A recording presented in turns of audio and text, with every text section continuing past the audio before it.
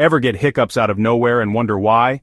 A hiccup happens when your diaphragm, the muscle that helps you breathe, suddenly contracts. This quick spasm forces air into your lungs, and your vocal cords snap shut, making that classic hic sound. They can be triggered by eating too fast, drinking soda, getting excited, or absolutely nothing at all.